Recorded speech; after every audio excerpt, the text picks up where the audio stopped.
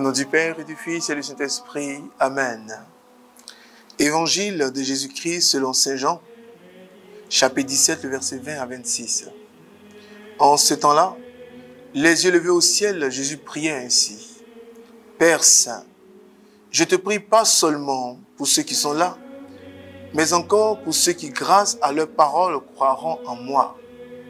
Que tous soient un. Comme toi, Père, tu es en moi et moi en toi. Qu'ils soient un en nous, eux aussi, pour que le monde croie que tu m'as envoyé, et moi, je leur ai donné la gloire que tu m'as donnée. Pour qu'ils soient un comme nous sommes un. Moi en eux et toi en moi. Qu'ils deviennent ainsi parfaitement un, afin que le monde sache que tu m'as envoyé et que tu les as aimés comme tu m'as aimé. Père, ce que tu m'as donné, je veux que là où je suis, ils soient eux aussi avec moi. Et qu'ils contemplent ma gloire, celle que tu m'as donnée, parce que tu m'as aimé avant la fondation du monde. Père juste, le monde ne t'a pas connu, mais moi je t'ai connu. Et ceux-ci ont reconnu que tu m'as envoyé. Je leur ai fait connaître ton nom et je leur ferai connaître pour que l'amour dont tu m'as aimé soit en eux et que moi aussi je sois en eux. Parole du Seigneur notre Dieu. Bien mes frères, bien mes sœurs, nous sommes toujours au chapitre 17. Cette prière, ce chapitre 17 de Saint Jean qu'on appelle la grande prière sacerdotale. Le Seigneur est comme en train de faire un testament. Mais si vous lisez bien, après ce que nous avons entendu, nous comprenons encore que le Seigneur, nous le voyons comme un intercesseur. Le Seigneur est en train de plaider notre cause. Le Seigneur est en train de dire à son Père, là où je suis, je voudrais que tous les baptisés, tous les confirmés aussi soient avec moi. Le Seigneur insiste sur l'unité. L'unité peut se faire entre un frère et une sœur. L'unité peut aussi se faire avec un frère et une institution. Mais la première unité dont Dieu parle, c'est déjà la communion avec son esprit. La communion avec son Église. L'amour qu'on a pour l'Église qu'il a bâtie. Bien mes frères, bien mes sœurs. Saint Augustin dit, plus vous aimez le Saint-Esprit, plus vous aimez l'Église. Plus vous connaissez l'Église, plus vous découvrez la puissance du Saint-Esprit. Le Saint-Esprit a bâti l'Église. Et Jésus est la tête de l'Église. Et nous sommes les membres.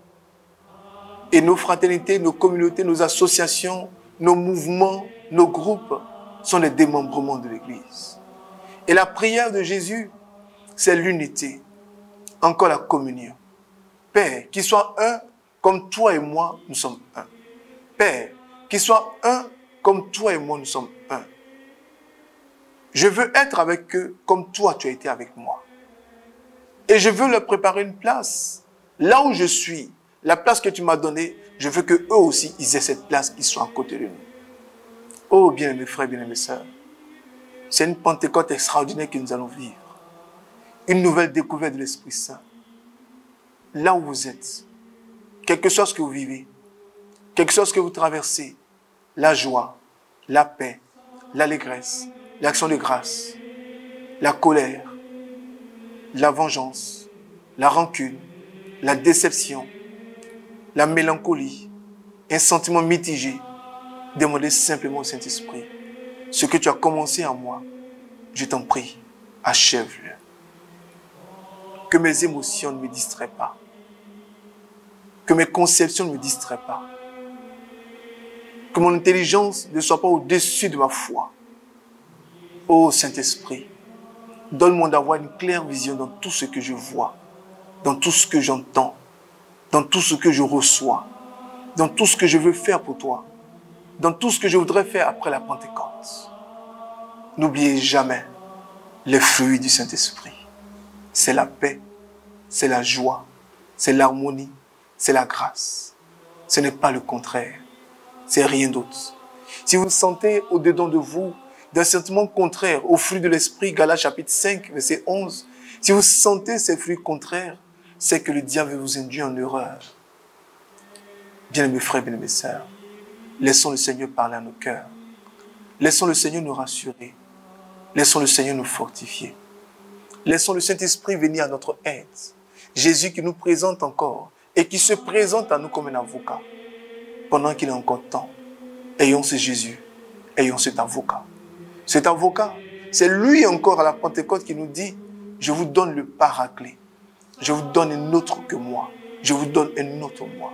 Alors parlons au Saint-Esprit. Invoquons le Saint-Esprit. Adorons le Saint-Esprit. Proclamons le Saint-Esprit. Parlons au Saint-Esprit comme je parle à un frère, comme je parle à une sœur, comme je parle à mon frère, à ma sœur, à mon oncle, à mon cousin. Parlons-lui et il répondra. Que Dieu nous garde dans l'union. Que Dieu nous garde ensemble. Que Dieu nous garde, quel que soit ce que nous vivons, quel que soit ce que nous traversons, quelles que soient les tribulations. Que Dieu nous garde un. Que Dieu nous garde fort. Que Dieu protège son Église. Que Dieu protège ses serviteurs. Que Dieu protège tous les baptisés. Dieu protège tous les confirmés. Dieu protège tous les appelés.